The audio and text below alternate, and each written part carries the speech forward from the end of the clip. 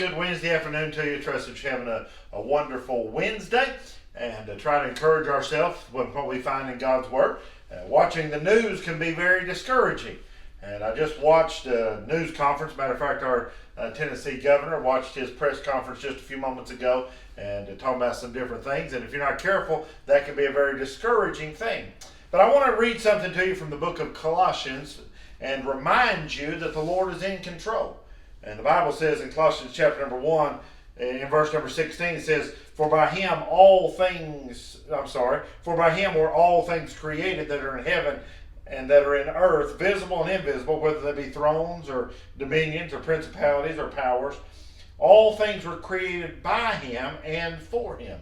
And so here we find the fact that the Son of God, and you can read the whole passage here, and I've had the opportunity to preach in the book of Colossians, reminds us that all things were created by him and for him. But the verse I want to call your attention to is verse 17. And the Bible says this, and he is before all things, and by him all things consist.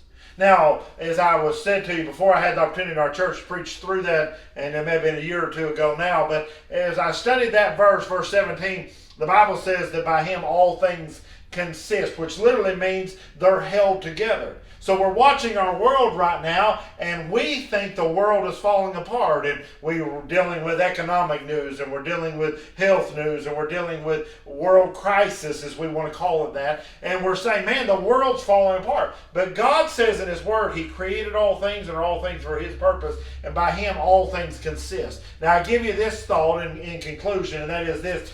This little word consist means more than God is holding it together. It's not as if he's just trying to keep it from unraveling, but the word consist literally means that he's carrying it forth to its final purpose, and he's carrying it forth for his purpose. Now here's the hard thing that we're wrestling with right now is we know what our desire is for our world and for our economy, but the Bible reminds us that the world was created for his pleasure, and by him it consists, meaning he's bringing it forth to what he wants. Now our responsibility is to be a part of his work. So I want to say this to you, and my challenge to you today is realize this: nothing is out of God's control, and everything is happening just like he planned. Even though that doesn't line up with our plan, we realize that it's all held together by him and for him.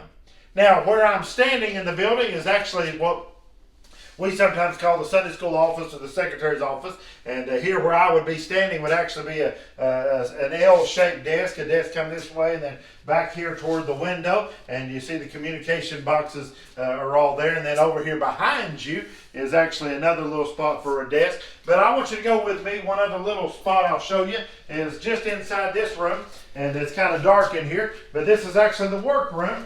And this would be where the copy machine and the storage would be for all the paper and the supplies and all that type of thing. And then you may not see, you see these wires up here behind me, and right here on the wall will be a shelf with all the security system, all that type of stuff. And so this is just a little hidden room, but it's also a work room. And this is right, I'll show you very quickly while we've got just a moment. This is an entrance coming right in here, and you turn to the right, my right there where my office was. We did just a day or two ago, and then right in here is the other side. And we were in the young couples class, I believe, yesterday, and it's the exact opposite. If you walked in the front door and turned right, the first room right here would be the offices, the secretary's office and the pastor's office. And so we hope you're enjoying these little daily devotions and also little glimpses into the new building.